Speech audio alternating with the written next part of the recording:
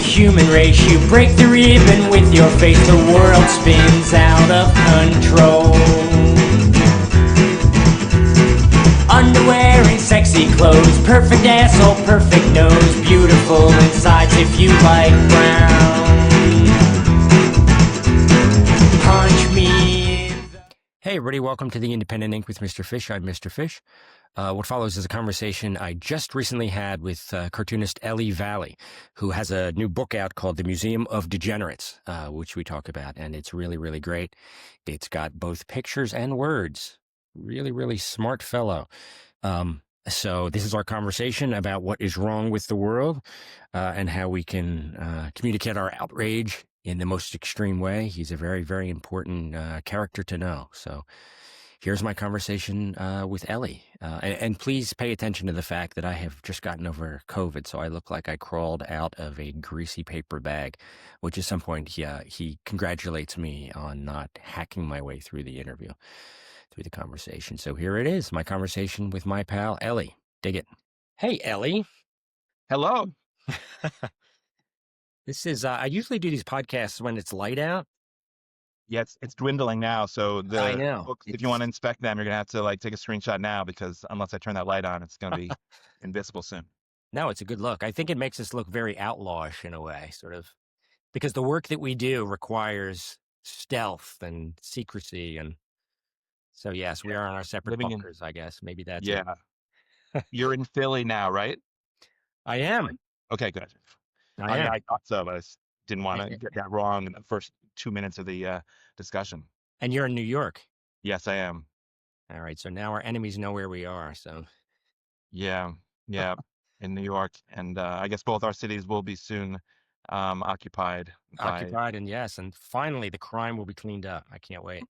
Maybe they'll make me get a haircut. We'll be able to ride the subways again. All right. Very good. All right. So before we talk about your art and talk about your new book and so forth, I was very curious about your just your personal history.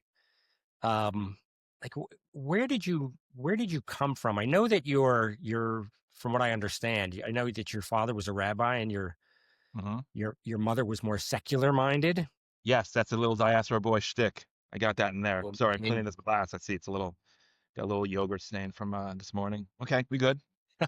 Yeah, you want my background? I mean the yeah, a basics. little bit of the background because one of the things that I really have always respected about you is you seem to have a really uh, a, a a deep curiosity, or I would say even an expertise on Jewish culture, Jewish politics. Uh-huh. Thank I you. mean, if you can call, I don't know what Jewish politics are necessarily, but we can get into that No, later. it is a very specific real thing. Well, You're talk it's to me accurate. about that. Yeah, I'm very curious on what your upbringing was like. Okay, the upbringing. Well, my dad was a rabbi, conservative movement. I don't know what your listenership knows about American denominations of Judaism, but conservative movement is usually the rabbis were more stringently observant than the flock. So it's like I don't like using spectrum terminology for religious observance, but if we were to be forced to, it's between Orthodox and Reform. But it's stupid to be so simplistic. But anyway, my dad was Shomer Shabbos, meaning he would observe the Sabbath, and all the mitzvot, keep kosher and all that. So he would, like most conservative rabbis, are more observant than their congregations, flocks. Anyway, so he was always in these small synagogues around the New York City area, orbiting, northern New Jersey, Long Island, New York. So, all around this vicinity. Yeah. And but then when I was 5, my parents got divorced. My mom was, they were both really Baal Tshuva. You know what that term means? Balei No. Tshuva? It's literally means master of return, or person who returns, which is funny because it's all a way of using vernacular to stake your claim, just like Israel uses the term aliyah, meaning going up, to refer to people, Jews who move to Israel on the right of return, as if we're ascending to a higher plane. So master of return meaning you're returning to your true authenticity, your true identity, which is religious observance, which of course it was much more complicated than that in the past. But they were both that, meaning they both grew up secular or reform, and then they became observant together when they met here in New York in whatever decade that was. And then my mom started, you know, tiring of the life. I'm going to use all these Jewish terms for you, so you can have a little glossary on the bottom. But she was a rebbitzin, meaning a rabbi's wife. Didn't really enjoy it after a while. It was very constraining. And she was doing things like acting and, you know, singing, things like that were frowned upon for religiously observant woman, especially a rabbi's wife. And, you know, so there's a tension there. They got divorced. She became a social worker. And then, well, yeah, she became a social worker at first. Um, so, yeah, I mean, I don't know where I'm going with this. So basically, my dad was very controlling on trying to get me and my sister to be, you know, to not lose our ties to the tradition, Right. etc., assimilation, all that stuff. He was a very old school rabbi, someone who's, you know, terrified of assimilation, things like that. So Mhm. we were brought up with that. But it was like it was legislating from afar. He was trying to get us to become observant from by phone, essentially. You know, playing all these sort of um, sort of mind games. I mean, you know, I don't want to disrespect because he did pass away, and I like to not have a grievance with you know, I'm I did make peace with a lot of this stuff, so Yeah. I'm not like suffering over it now. Um, anyway, I see I'm getting blurry. Does this happen when you're talking about like familial drama? I'm a little unfocused here. God, Uh, I guess it does with everybody. I think that, so one of my curiosities is, wait, can I just give you being, two examples? yeah, Oh, yeah, yeah, he was really fighting. Like one of the divorce agreements was that me and my sister would go to Jewish day school. So my mom ended up after the social worker, she decided to go to law school in South Jersey. Um, uh, and not to become a corporate lawyer, I gotta, you know, put that out there to please. do Yeah, legal aid stuff. And so it's not for the money, obviously. yeah. And the only place that had a Jewish day school in the area was the suburban uh, place, you know, the suburbs in South Jersey. And so, and you know, that's like one example of the way he was able to legislate from afar. Um, and so I was brought up with like sort of a conflict or sort of bit of a, I guess, conflict between the two strains of my identity, and identity is also kind of a silly term, but so there are multifaceted areas that we could Did one explore. feel more natural to you? I mean, was what your father was doing? Did that just feel, you know, dictatorial in some way, and sort of just Yeah, like a no, decision that would be an intellectual one rather than sort of an emotional one? you mean the religious observance? Yeah, yeah, yeah.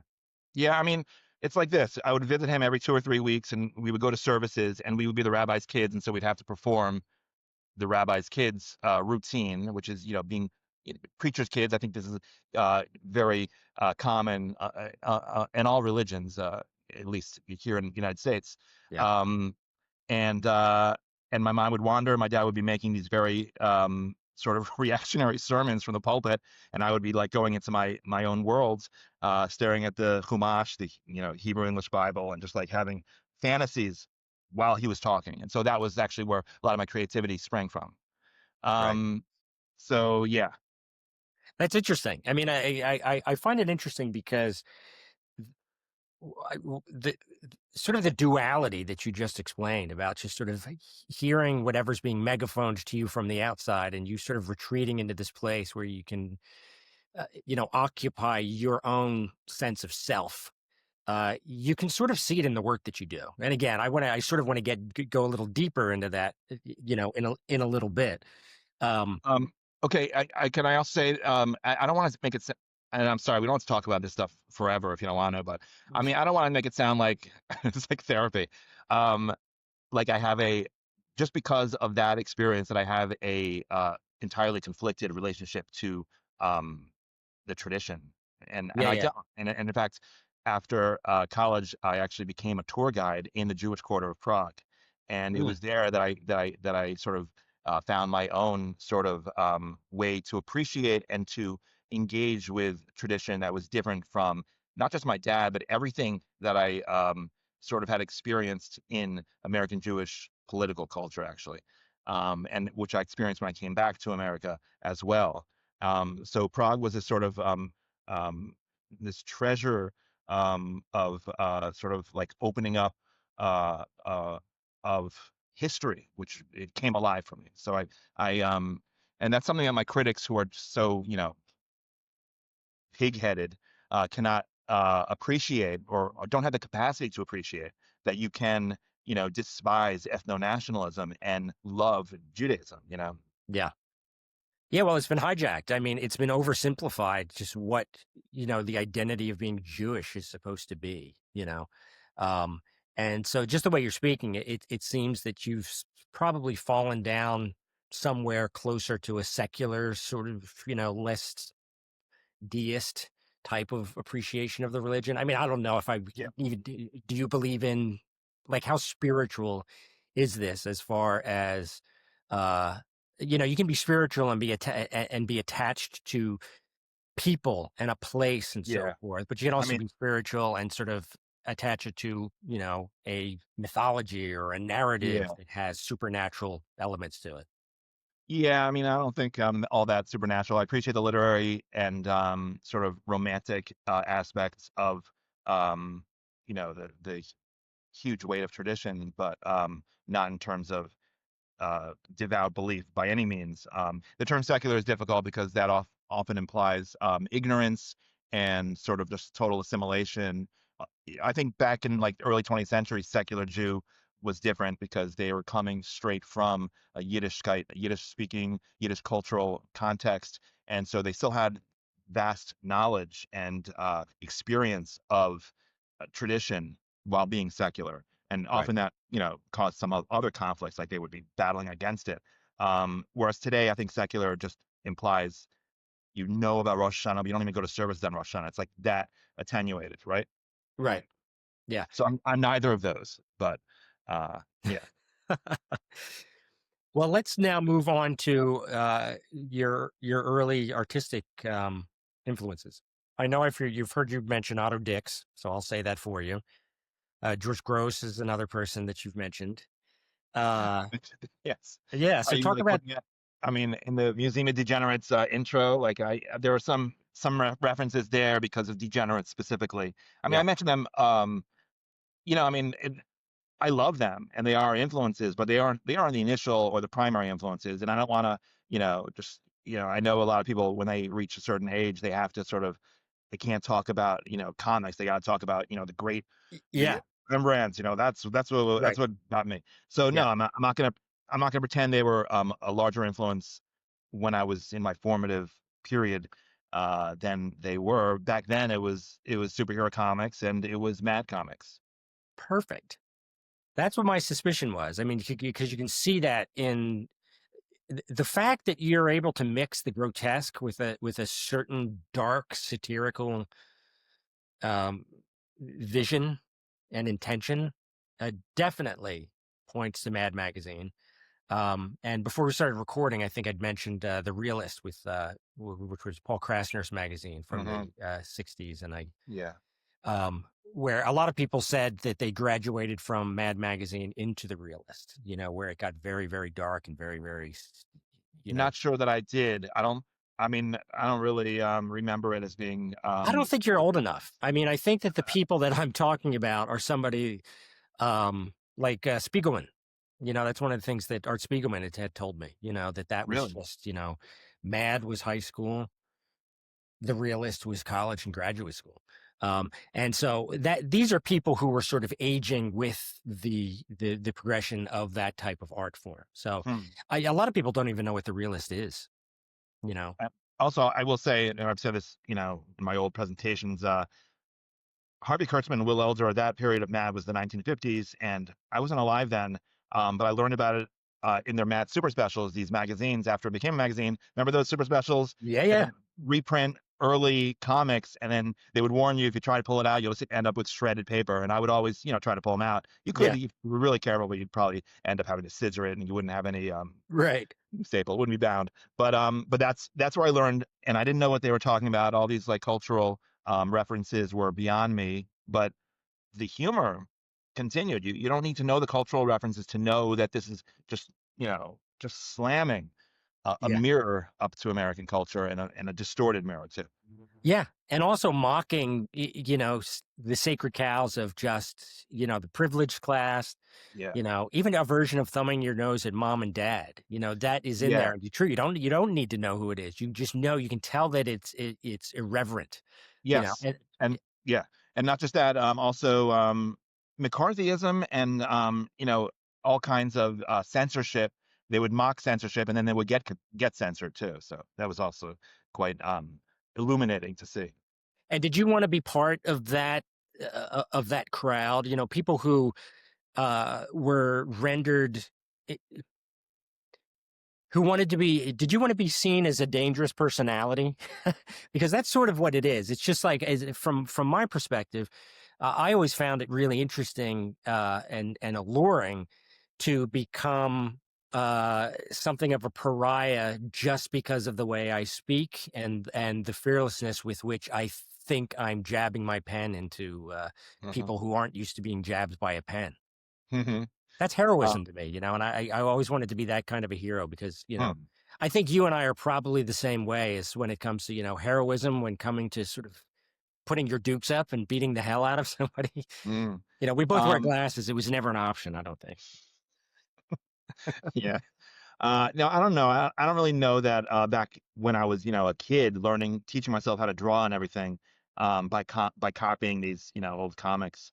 Yeah. If I had a self vision of that, I mean, I wanted to do like sort of deranged kind of comics, um, along the lines of Mad. There was also, remember Plop?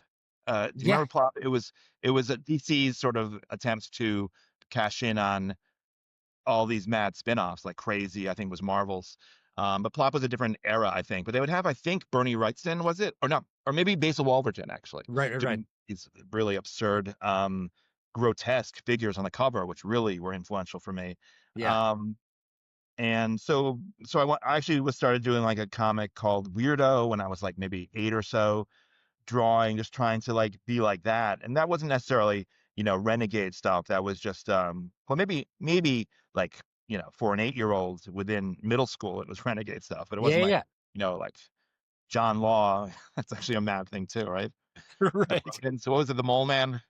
I forget. Yeah. Right. Um, yeah. But also just being able to draw. I mean, that for so many people, seemed like a magic trick, so getting Yeah. people's attention with that just as a craft, and then doing unexpected things with it, Yeah, it's thrilling. absolutely. Yeah. Yeah, that's accurate. And what about influences from other areas of art? Like what kind of music?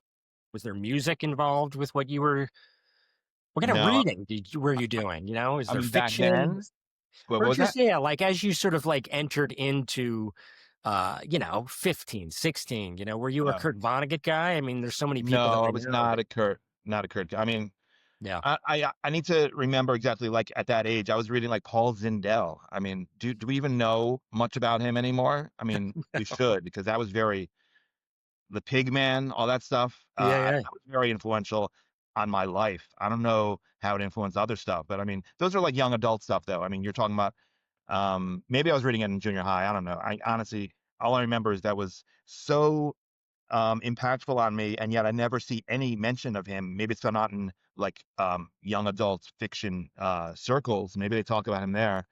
But Yeah. there was a lot of really what we would call maybe problematic today. Yeah, yeah. Um, like characterizations that I was like encountering back then. I would like to revisit them. But Yeah.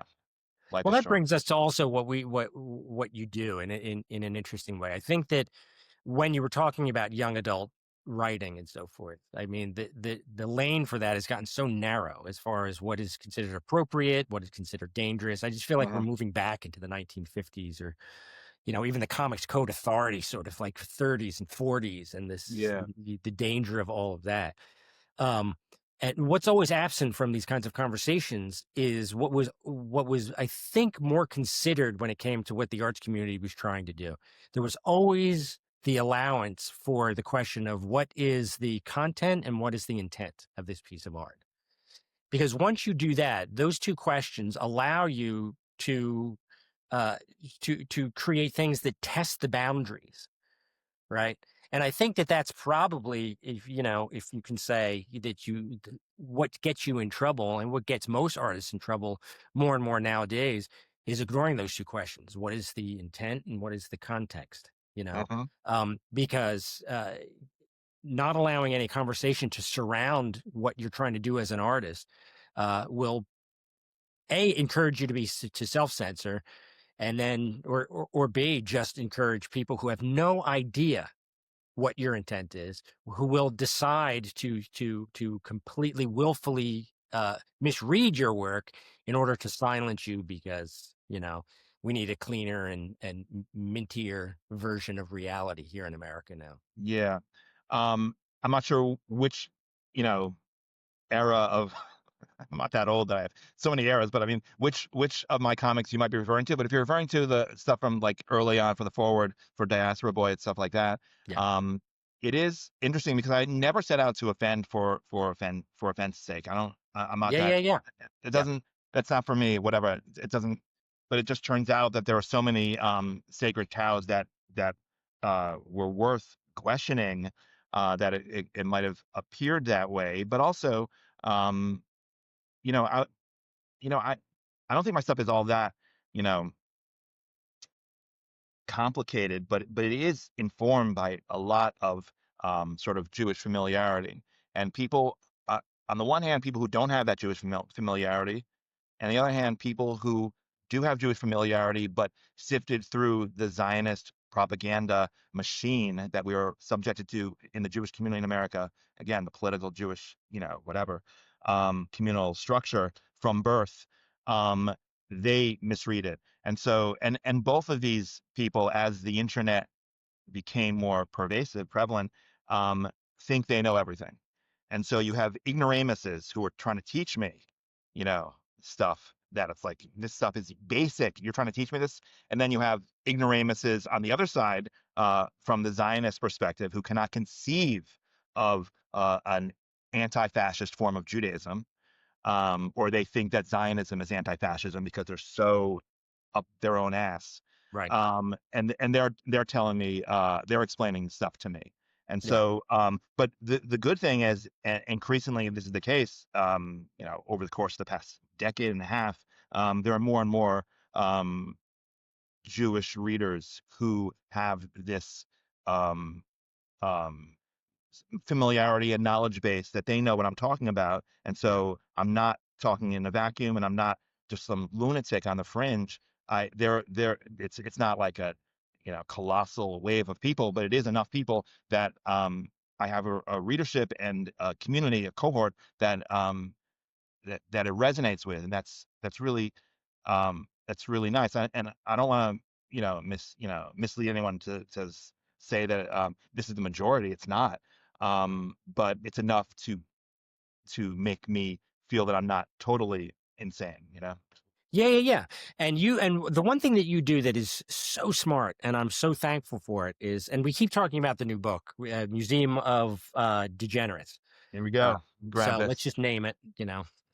Okay, is that straight up? Oh, Hey, wow. look at We're the us. mirror image. Yep.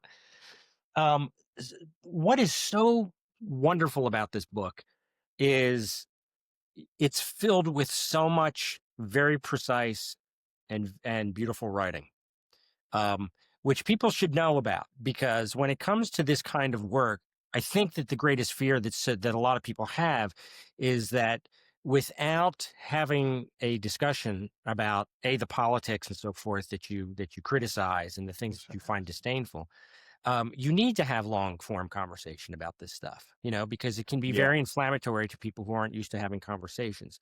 And Yes. I loved how you finished your introduction when you said these comics are not hyperbole, they are understatements.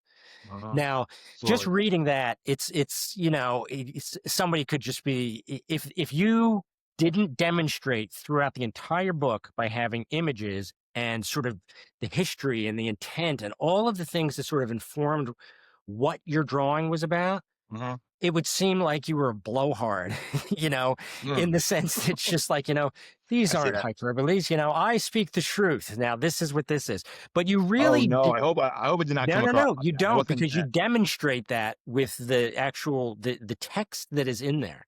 okay. And so not only are the comics and the artwork just stunning inside of the book, anybody who picks up this book and reads the book will actually learn a great deal, not only about history, but also about how history is connected to the contemporary shit show that is threatening literally the democracy. And, you could extend it. It's threatening the species at this point. So people really should get this book and do themselves the favor of doing the deep dive and the reading that you provide here, because it is Yeah. it's Thank so informative and so important. so what? Informative, you said? Yeah, yeah, yeah, Okay. Um, I do want to say, yeah, look at that, the intro, and then all it's throughout. yeah, Um, as I mentioned in the intro, one of the reasons for this was we're, as you know, we're in the middle of a mass disinformation, multi-billion-dollar industry yeah, that, and I think that's one of like the hallmarks of Trump's um, sort of agenda or his way of operating is not new. I'm not saying anything original, but you know, to um, creating reality. The whole thing about a crime wave. Lying as a crime wave, and then lying once he puts in some troops that now the crime is over. Now Washington D.C. is a utopia. Things yeah, like that, and the multi-billion-dollar disinformation industry repeats this stuff, and then the our supposed liberal press uh, yeah, doesn't push back enough, or they'll do both sides bullshit. And so we're in this alternate reality, which is really distressing. And with regards to the comics, uh, if you look at these comics in a vacuum, it's very easy for the liars and the haters to misrepresent them.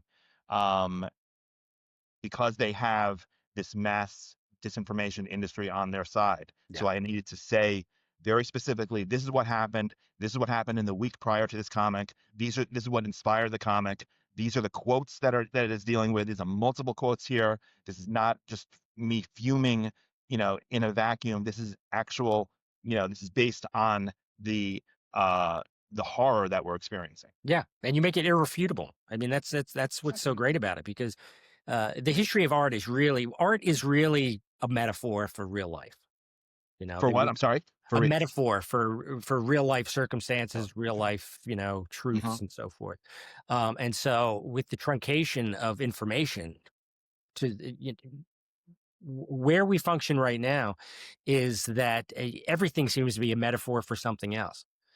So I feel like that just as we live in the world, everything is invested with all this rage stereotypes, this, and again, the codification of different kinds of people. They belong here. Let's slot everybody into their space so that we actually don't have to think deeply about the common humanity component, because that just Mhm. muddies the waters. So if we can just keep everybody simplified, turned into a cheap version of a comic strip, then we can hate and move things around the board in a way that is just that helps the hierarchy and power brokers and destroys the marginalized and dispossessed. Mhm. Yeah. So all that said, I think we should probably look at some art. Oh. This is a good example actually of context and all that. I don't know what you wanted to talk about. I don't want You to no just no like. no. You listen. Was there a reason you brought this up? I brought this up because I wanted people to know that this book is Oh, okay. fantastic. Well, okay. I don't mean to interrupt you if you're going to flatter it. Go ahead. Is there something you want to say? Well, fantastic is all you're going to get from me right now. I'm Okay, going to I'll drink some take it. water. So no, the reason it just spurred my head because of what we were saying before. I use that as my avatar in various social media things, the black and white version of this diaspora boy character. And the diaspora boy character, for those who don't know, is a mockery of Zionist anti-Semitism, the century of hatred and erasure um, by Zionist ideologues and Israeli statesmen and Zionist apparatchiks and apartheid activists in the diaspora, so-called diaspora, problematic term in and of itself, but to demean and denigrate the vast cultural reservoir of Jewish existence through the centuries, the millennia. Um, the problem is because Zionist anti-Semitism borrowed so much from actual anti-Semitism. People who don't know the context are like, "Hey, this is Der Stürmer," you know. And as we move further away from the period of Diaspora Boy, the book came out in 2017. The comments in it are from the previous 8, 9, 10 years, I think. Diaspora Boy itself, I think, is 2007. I'm not sure. I got to check. But anyway, the knowledge and memory of the context that informed it, dissipate. And so then you have people coming out today like, um, who it's either, again, as I said, it's either ignorance or Zionist or Yeah. both. Who are like, they don't they I mean, people are starting to know post October 7th about a little bit more about Zionist history, not Yeah. to the level that would be ideal, but it's better than it used to be, I guess. Yeah.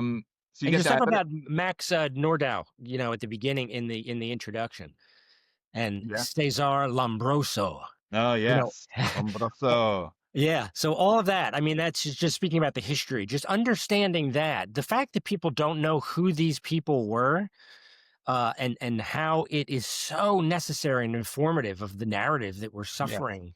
I love this book, The Female Offender by Lombroso. This is an actual book Yeah. with like women's skulls, women's Slavic prostitutes, sex workers, skulls, feet, brain scans, and all this stuff. And I guess the brain scans happened after the brains were removed from the head. This is Yeah, before I'm not sure technology. because I just like scanned one and I'm seeing here. I don't have time to like see what this is referring to right now, but Yeah. I think that must be what it was. I mean, he had a whole museum of criminal skulls. I mean, I've talked about that in my presentation. I don't want to repeat myself. But anyway, there was somebody who invited me to, or there was a group. One of the one of the either Jewish or non-Jewish but Palestinian activist groups, right? Mhm.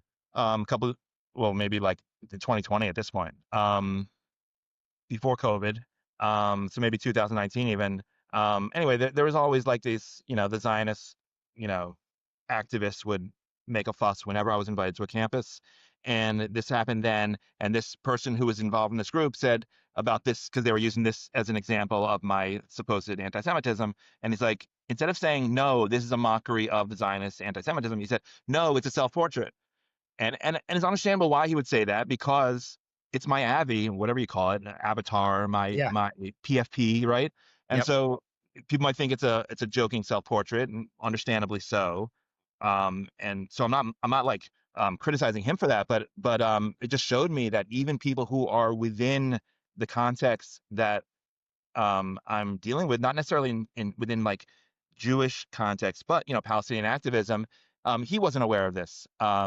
And by now it's even more so the case. So I really it's a whole way of saying I should probably change my PFP at some point. But only because the ignorance is so pervasive. You would hope that the ignorance would be less pervasive as we move on in time.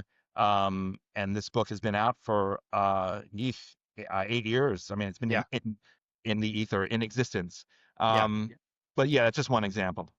By the way, this Yeah. cover was based on Kafka's Metamorphosis. The cover, he said the book, the insect must not be depicted, and so they just had. I mean, when I say based on, obviously the Diaspora Boy is not on the cover, but that door was drawn directly from the original cover of Metamorphosis.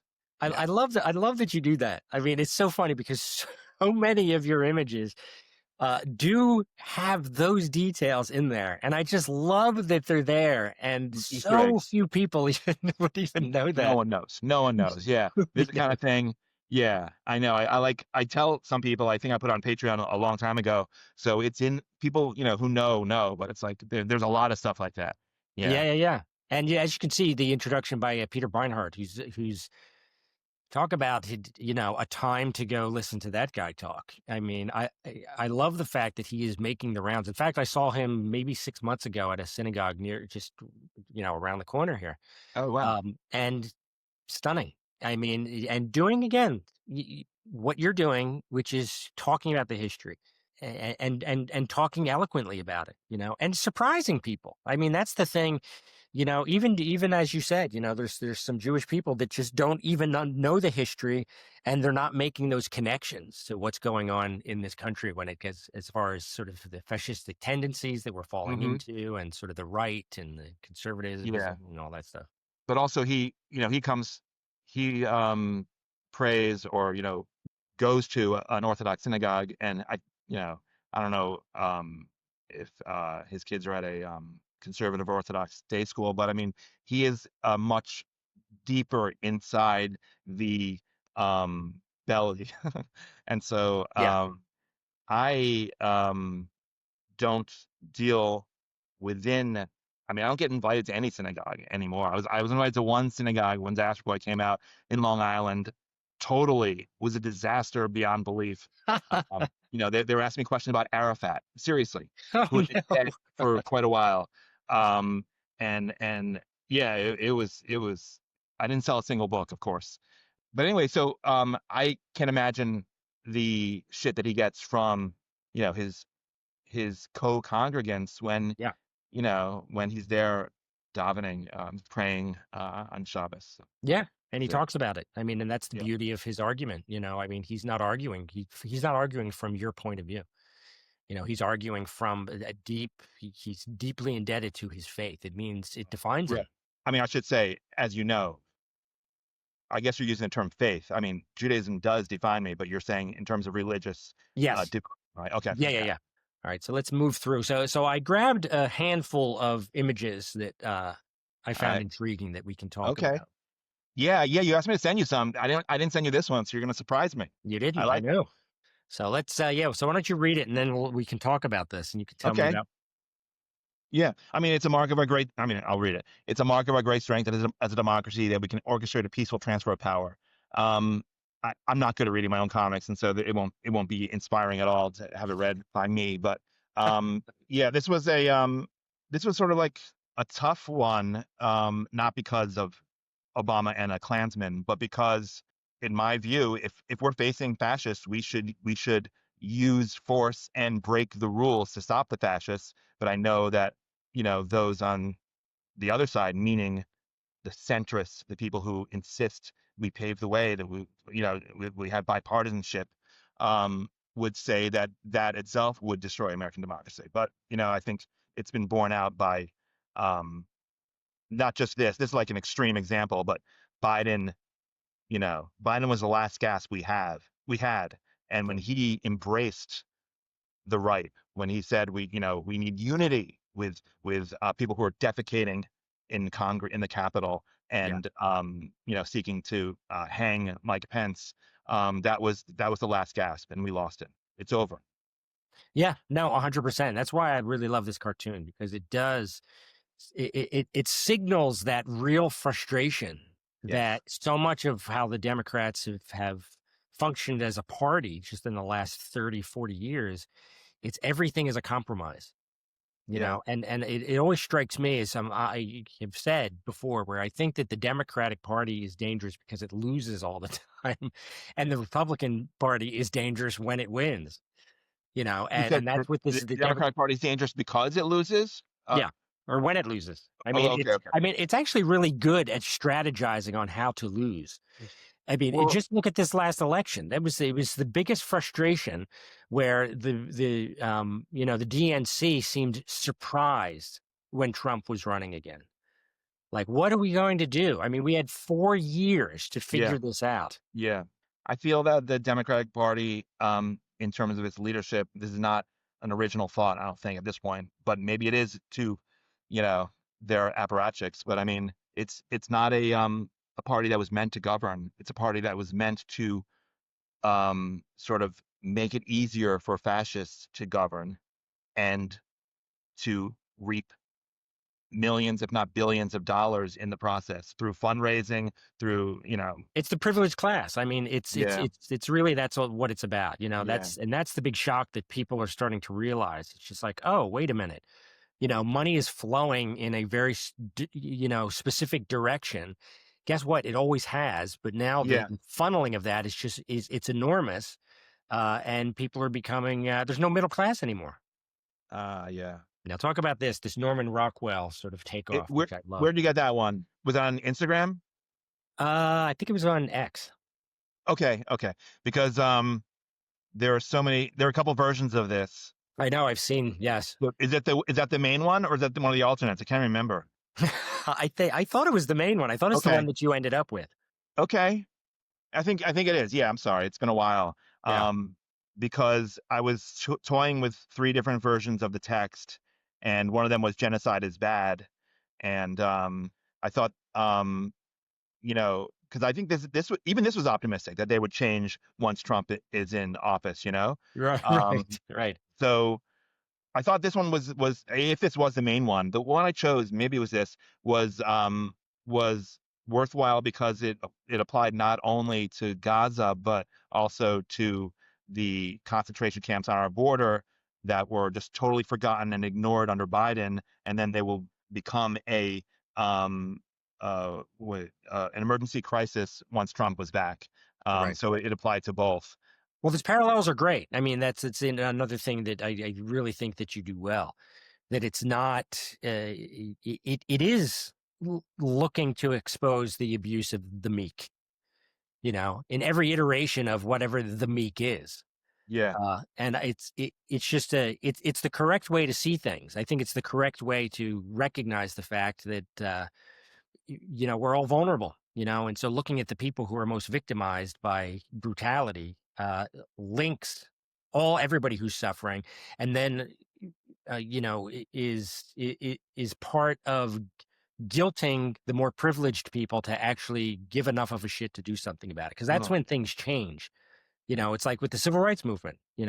All of a sudden when white college students and clergymen and so forth started to go down to the South, oh, look, it's Noam Chomsky who's standing with Martin Luther King. This mhm, this is actually serious now.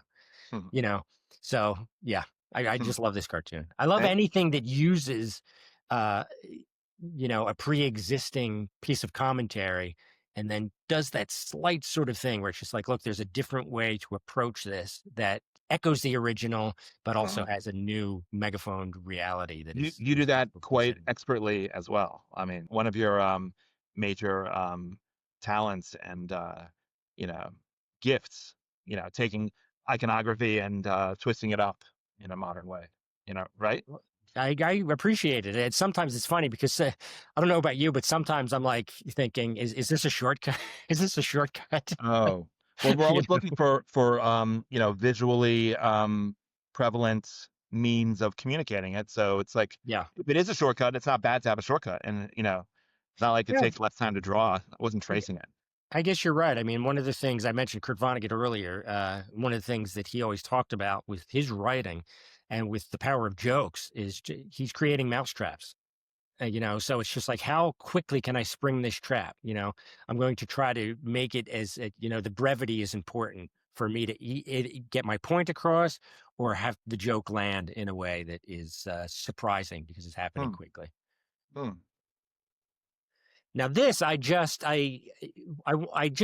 these are all, separate pieces. Yeah, I was wondering what's going on. Yeah.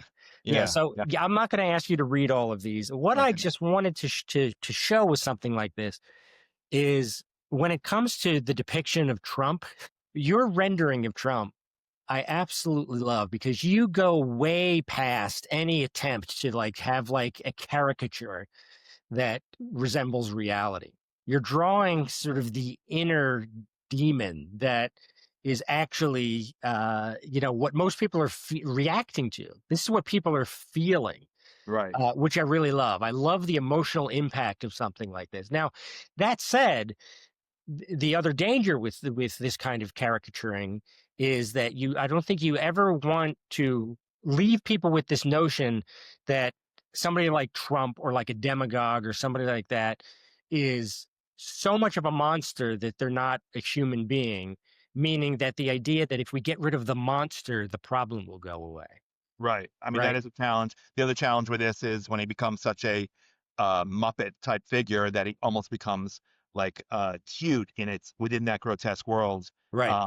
That's another challenge. I mean, Yeah. But again, like I'll say again, like, well, the one thing that you do that is just genius is that you provide context for all of this, hmm, right? So you yeah, do have the emotional element that is sort of being eking off of this thing like a stench, but you also often have just hard facts.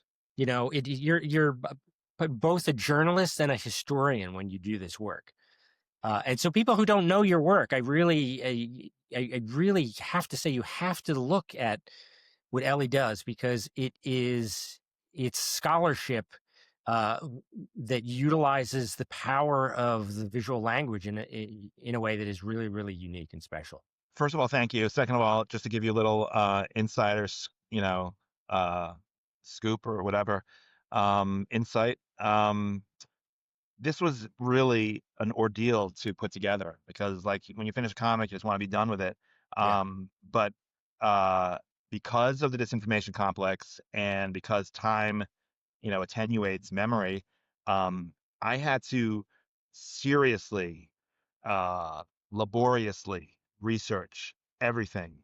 yeah, And I'll tell you what I did. One of the things I did, and it was painful, but I went, and this is one of the reasons that it sucks that Musk has destroyed Twitter, because Twitter was an amazing um, reservoir of consciousness. It still is, but yeah. Nazi consciousness essentially at this point, Right. or like anime,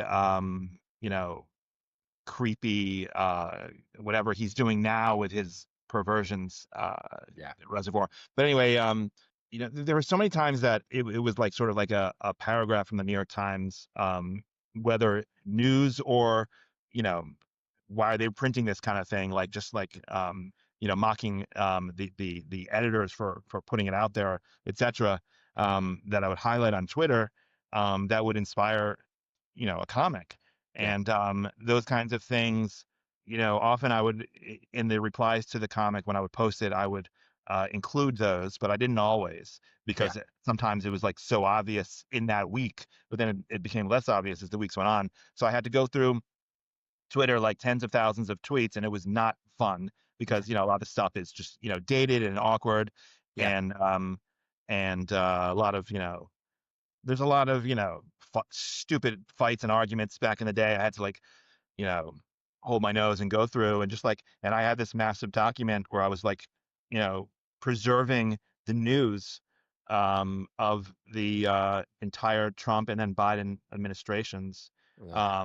for writing. That was all prior to writing these little capsules for each comic. So it was a lot of work I don't want to do again because who wants it? And I think one of the things I'll just say too is that it's a shame that you have to do that much work in a way for the culture, because I think that one thing that is absent now is long form journalism.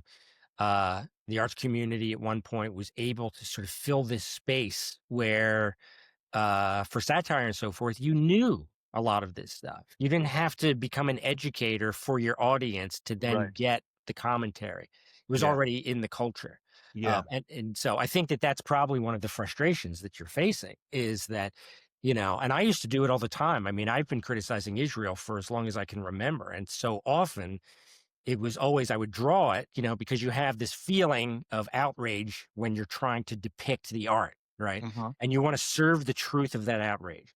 So I would draw a piece and then I would be like, all right, so now I've got to figure out, is it now my job to give some historical background or some information so that somebody doesn't look at that immediately and just say, whoa, this anti-Semite is saying blah, blah, Yeah. blah.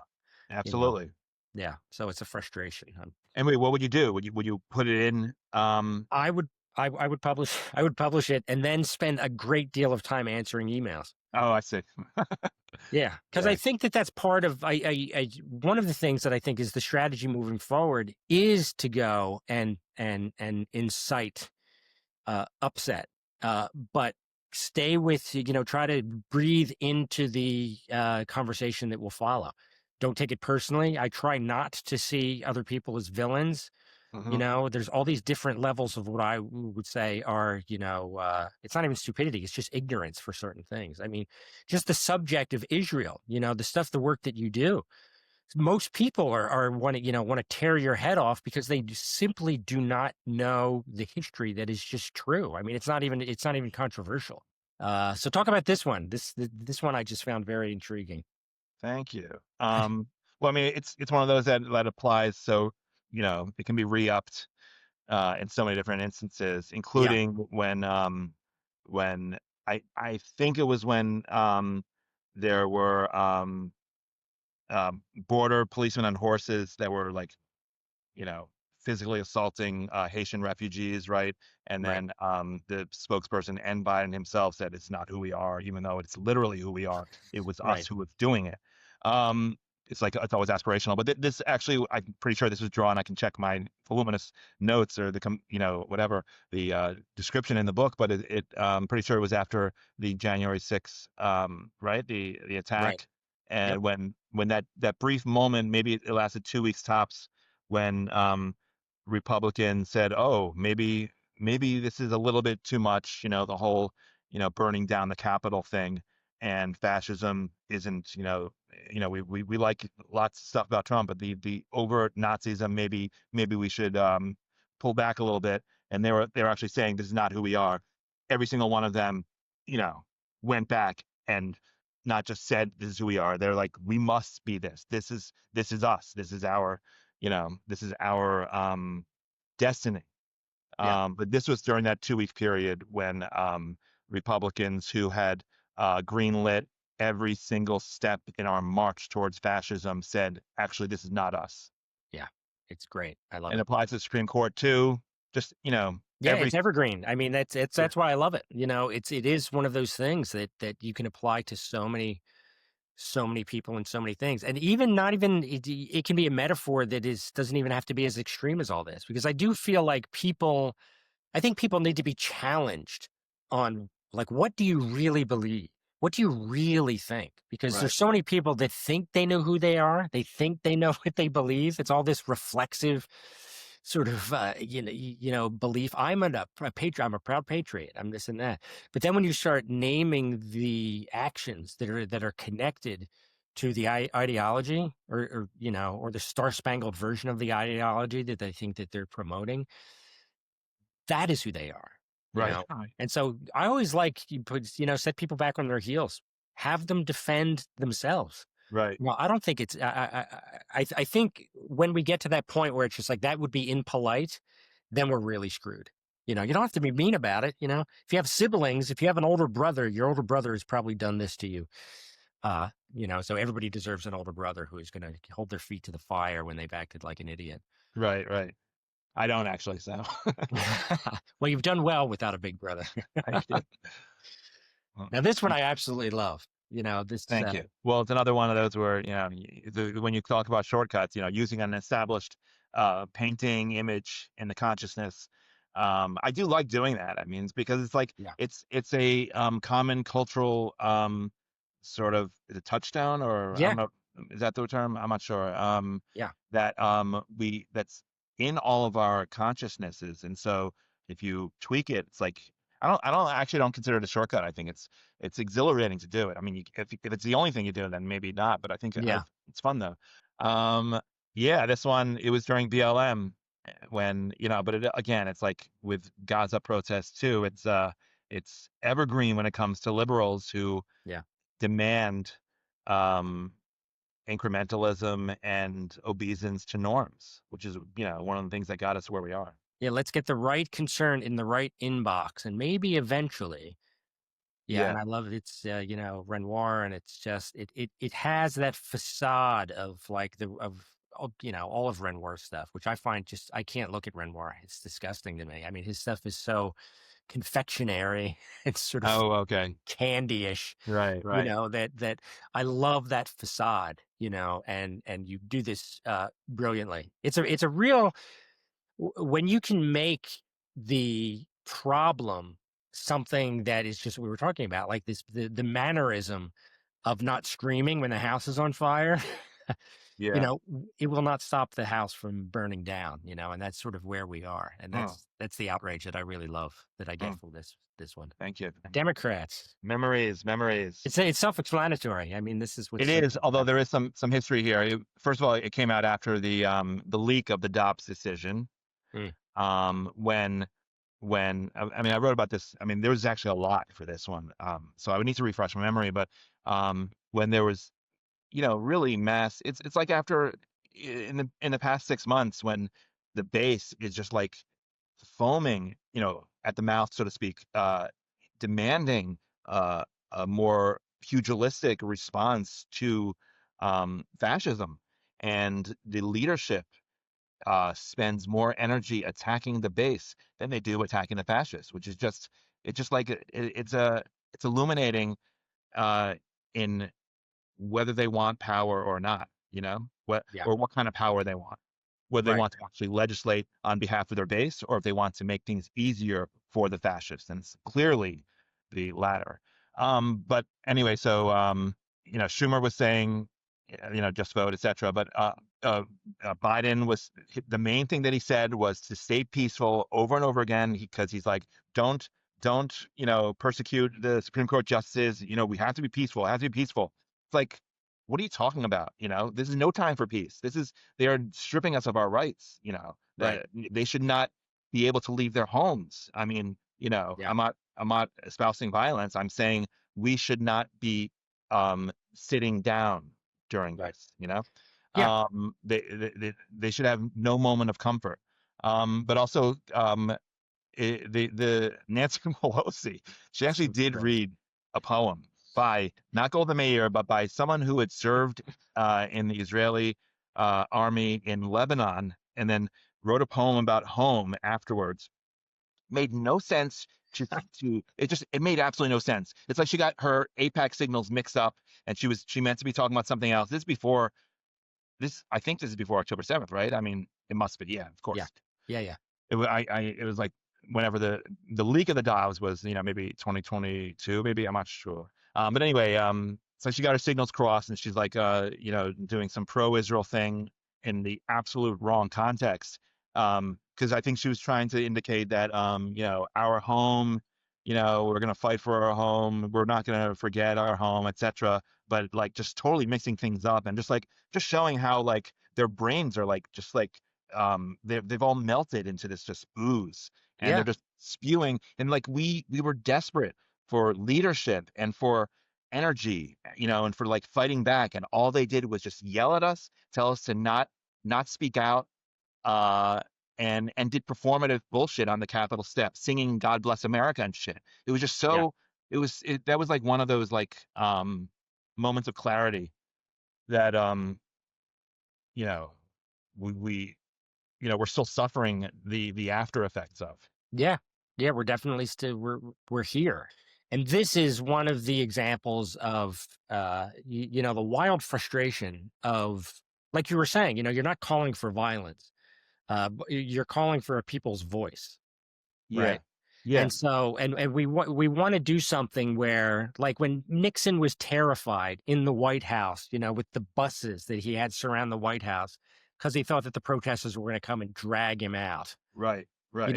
That's the kind of nervousness. You want to have a people's movement or a popular movement that says, okay, we're not going to wait for permission to give a shit about continuing the species in a decent way. Yes. Yes. And mass civil disobedience. They could have been leading that, which is nonviolent, but it is also disruptive throughout. Yeah.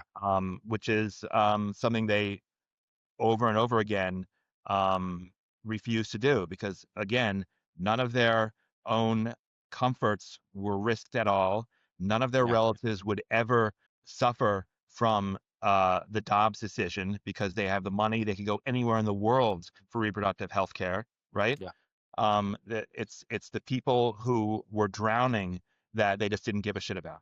That's one of the things that I think we're suffering from right now. You do need for a popular mass movement to actually make a difference. It has to be populated by people who are used to being uncomfortable for a certain amount of time. And Right, that's what movements have done in the past. Movements, the history of movements is about losing the battles one after the other until right. finally you wear down the resistance to your giving a shit until Right. finally you win. So and I think that that's one of the things that the Democrats uh it's as you said, there's this performative thing, like we're doing everything we can. If we all have a kumbaya moment and do this virtually, things will be okay.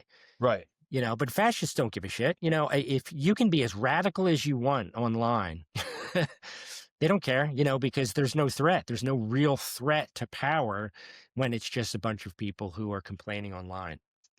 Man. Yeah. Yeah. I Yeah. mean, this was, I mean, this one was on the book, so I would need to do my research again to get the actual direct context. Yeah. And I wrote about it either on Patreon and or on the social media, but she did say we are not going back, but I don't remember the full context. If she was just saying we're not going back regarding going back to Trump, and it was within the same week of video of this person being burned alive by one of Israel's serial crimes against humanity Yeah. in Gaza. Yeah. So, Yeah. You don't but even have to explain it. It to no, me. I know, but I mean, we are not going back. If you don't know that she actually said that remark, then Oh, it's a yeah. little bit. But also, I wanted to say she wasn't saying it. I don't think she was saying it regarding Gaza. So I was that was my liberty there. But I would need to check the sources. Yeah, but again, I mean, just as you string these catastrophes together, think these avoidable catastrophes of of injustice on a massive scale, uh, and this, even if what your intention was not about Gaza, this to me, who Hmm. cares? Okay. This the work is in here already for this to be an amazing piece about Gaza, and the major frustration that we all felt going into this election, as you just saw the DNC burn its own house down, and it was Yeah. just, Yeah. One of those one of those evergreens. yeah, I want to read that one. I'm astonished and distressed by the anti-Semitism I've seen proliferate on the left. I mean, this is like we could talk about this one for a while, but I don't remember the exact. I must in the book I gave a lot of yeah, precedence for what inspired this, but yeah. Let people buy the book. Don't yeah, don't yeah. don't No, don't give everything away. um, but no, but it's interesting to me because alarm over anti-Semitism when it was Jews being shot up in synagogues was nothing like alarm when uh an Israeli student, has to see a free Gaza flag on Columbia University's campus. I mean, it's like it just shows how the American Jewish community is positioned only to protect Israel and Yeah, Zionist ideology, not actual Jews in America. I mean, it's like over and over again they've shown this, and um, the Republican Party uses Jews as this weapon to advance its own Christian nationalist agenda. It's I mean, this one of the things this was inspired by was the mass denigration of Ilhan Omar. Remember her? I mean, that yeah, she was like yep, this major figure. I don't remember like this is 2019. So yeah, I mean, major figure of demonization in 2019 because she said APEC has too much power and um, we should not allow this foreign government lobby to be calling the shots, etc. And meanwhile, the Republican Party was literally inciting massacres in synagogues yeah, and using textbook anti-Semitism to blame Jews for supposedly replacing the white race. Just yeah. we're Well, still dealing with that. and I'll pause just to ask you this question now. Do you feel a shift happening maybe even in the mainstream of people starting to be more comfortable with the idea that this is a genocide. Well, I mean, that's a separate question than what this image is about. But Well, no, it just made me think about that because something like this, like at one time, it is just the work that you've been doing and the work that I've been doing and other cartoonists. It's very hard to try to force this kind of conversation to a mainstream audience. What is anti-Semitism? What is Zionism? People are really uncomfortable to even say the word. It seems more and more, I mean, as a non-Jewish person, saying Zionism is problematic. So my question are you heartened by any indication that things are shifting in such a way that this kind of conversation is becoming easier to have in a public space where a year ago it was impossible? well, yeah, I can answer that, but first I want to say I'm sorry I forgot to say I hope you're feeling better. I just totally you seemed so good when we started the conversation that I didn't even think of it, and I'm sorry about that. That was No, really that's selfish. fine. I just felt Are you okay? I mean, I don't want to like I'm okay. divulge your you I'm know, getting better. good. Yeah. Um, was it terrible, or did you take anything for it, or you just like wrote it No, I out? just muscled through. Yeah. Okay. Well, you Yeah. seem good, and you fooled me, so that's credit to your resistance and all Yes. I that. may lose my voice soon, so we'll Okay. we'll, we'll burn through some of the other ones a little quicker.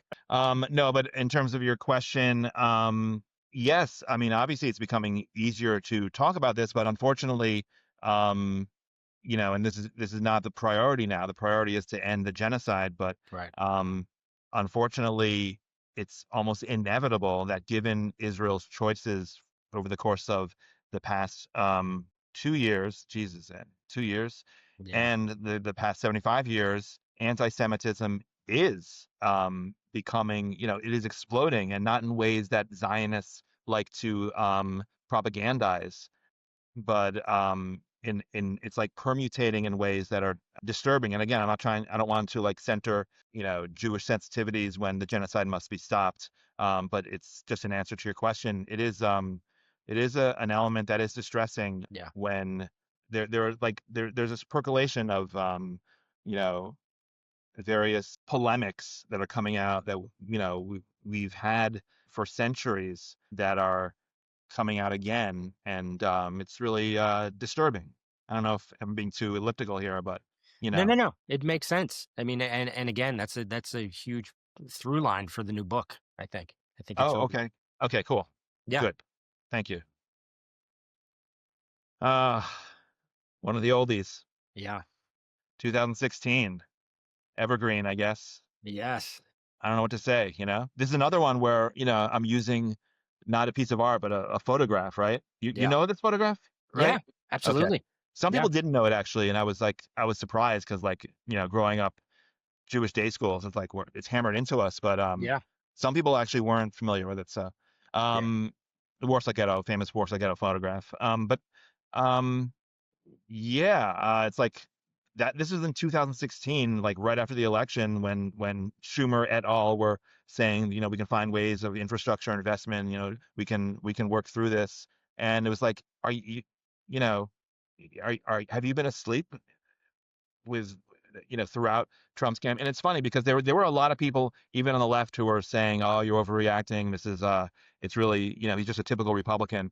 You don't really hear from them much anymore, do you? No. Wow. Yeah, Ugh, painful just to look at. Yeah, yeah, everything in this drawing was based on reality, actual yeah, images. Um, so much just like having to stare at these. Obviously, I'm not the martyr here, but having to stare at these photographs to draw is like really excruciating. I don't know. I mean, I can read. It's a blood libel to hit play on our genocide TikToks. It's almost like this is not yeah. even satire. You know, they haven't done it as much lately, but for the first year or so, I forget when this came out. But for the first year, they were filming themselves committing war crimes Yeah. every hour it seemed, Yep. and just like in such a you know triumphant way. It's like just ugh. All right, I'm happy to read this one though because it is a good to explain the because it starts in the upper left. Yeah. and it, I mean, people can read, see it, but every Jew in the world must defend this. Judaism is Zionism, and Zionism is Judaism. Did you hear there's a rise in anti-Semitism abroad? What on earth can explain that? Anti-Semites are conflating Jews with Israel. Sickening, and proof there's only one place in the world Jews can be safe. Every Jew in the world must defend this. Boom. Keep going. And that's the cycle. Uh, yeah. Okay. Apartheid pigs, cut the anti-Semitism. You'll start a social media pogrom in America. This was directly related to one of these absurd Zionist propagandists saying that because she was, being taunted online because her name rhymes with fart, that this was a social media pogrom in the middle of Israel committing its, usual war crimes, the kind of stuff that, would have the leaders wilting away in prison. And it was all, part of this distraction enterprise. Right. Mavet Lara, I just want to say the graffiti in the upper part towards the left there, Mavet Lara Avim, means death to Arabs. What after I did this comic, some people were like, oh, they wouldn't actually say that. And it's like I sent, so many videos and photographs of that actual, phrase being, chanted and graffitied in Israel. And then someone else was like, oh, that's inaccurate because there's you drew settlers, but you also drew the army or border police or whatnot. That's not true. It's the settlers are alone. And I have to do all these images and videos of them of actual border police and the army like throwing rocks at a mosque, at people like cloistered in a mosque Yeah. because of settlers who are trying to set it on fire. So it's like like the this is the kind of comic that's like just based on reality, and then I have to fight people who are saying that reality didn't happen. Yeah. Which is important, though. That's because that's sort of in the subject of what we've been talking about. Uh, if you're going to shock somebody with something that they think is a lie, and you're given the opportunity to demonstrate that it is not one, it's hard work and it's frustrating and it's infuriating in many ways. But who else is going to do this kind of stuff? Yeah, I think that's our job. yeah, agree. Doesn't pay well, but yeah. So this one, I love doing Passover comics, and the Four Yep. Sons is a great part of the Passover Haggadah, which has been changed in every generation, every culture, every geography, which one of the reasons I love it. And I've talked about this before in Diaspora Boy, and I've talked about it in presentations, but throughout Jewish history, the wicked son was commonly portrayed as a soldier because of Jewish teachings, against militarism, against empire, etc., and also their Jewish experience with, at the hands of the king's guards, etc. Yep. And only after Israel, Zionism took off and Israel was founded, did that stop happening. And then you have actual Haggadot today featuring soldiers throughout. And so I was, kind of playing with that and doing a new Haggadah featuring soldiers, because there are Haggadot filled with soldiers in these performances, but not the way I did it. I actually drew some of the photographs they had taken of themselves, Yep. ransacking Palestinian homes, people they had either murdered or dispossessed, going through their negligees and all that stuff, bras and underwear and lingerie. And there's, tomes to be written about the psychosexual um, undercurrents of both Zionism and the reaction to October 7th. Yeah, it's weird to be a satirist. We've lost the power of exaggeration in the work that we do because of the realities that we're depicting, Agreed. Hey, another one. Yeah. Yeah, you found a couple. I I've did. done like maybe two others, I think. Yeah, so this one was after, the Ivies were caving to the fascists and They still well, are. yeah. In every way, both in Yeah. terms of allowing fascists to disappear their own students, allowing fascists to disappear their academic course offerings and curricula. Um, just like, these are the Ivy League, like the greatest product of our civilization, right? In terms of academia. And they are eagerly joining the most malicious and ignorance and criminal enterprise in American history. It's Amen. sickening. It's sickening. It is sickening. Yeah, I got 10 years at UPenn, and I'm not there anymore. So if there's a small liberal arts college who wants to take a chance on a genius, that's me. What do you call it? I endorse that. Yeah. Nice. That's a recent. Yep. Yeah. Oh, this is why actually I postponed our initial talk because I was drawing this. Oh, Remember? sweet. Remember Look at that when I that. said I got to finish this? Well, Yep. that's why I had to postpone. Yeah. Um, yeah. I mean, what else is there to say? I just re-upped this today because Barry Weiss and her free press, the future 60 Minutes, did an expose, so to speak, saying that some of these reports of the famine and starvation involve photographs of babies with pre-existing conditions. It's so Yeah. absurd and It's sick so that they grotesque. would actually pretend this is exculpatory and not further damning. But this one was actually after the New York Times agreed to allow its usual IDF censors print to correction, and they did the same. So the New York Times, the Free Press, they're all just allowing the IDF to uh, dictate editorial policy. Yeah. It's amazing. It's really powerful. It's, oh, did you get this today? I got it 2 days ago, yesterday. Oh, because I just posted this today. Because I re-upped the previous comic you showed when Weiss publicized her editorial about how we are journalists Mhm. regarding starvation of babies with pre-existing conditions. But then I re-upped to this because these are direct quotes from Barry Weiss Substack piece whenever it was 2021, in which she was rationalizing the slaughter of children because that's just what happens when we have political power. It was really a grisly piece that she posted, and I just drew it. I used her words. It's amazing, and just your attention to detail is always breathtaking. It's really uh, I know how much work goes into this kind of Yes, really. vocation. And so finally, this is the last one. Yes. The Golden Medina, my child, God willing, you'll be the first of our family to experience higher education free of anti Semitism. And one day in this land, your descendants will join the most loathsome anti Semites in the country to burn higher education to the ground. This is not an exaggeration. This is literally what's happening with people like, what's that guy, the asshole with a plagiarist wife, who's trying to get Adams or Cuomo to defeat Mamdani. I don't remember his name offhand, but just like one of the many people who have waged war against Columbia University in New York Right. for allowing protests against genocide and demanding, a fascist takeover of the university. I don't know why I can't remember his name right now, but whatever. Like he's one of them. There are so many others, and it's a shanda.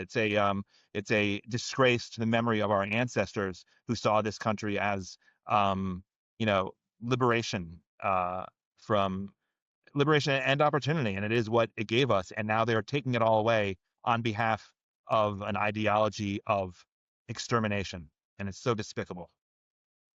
And Yeah. there's the book. Nice binding. Well, thank you so much for your time, and keep it up. I mean, it's really You powerful too. work, and it's Thank really you. necessary. And yeah, onward. Let's go save the Yes. fucking world. How's that sound? Okay, that sounds good. Well, thank you, Ellie. Thank you for having me. I appreciate this conversation. Yes, Yes, absolutely. nice. Anytime. Fun. Hope to talk to you again. Okay, cool. Godspeed.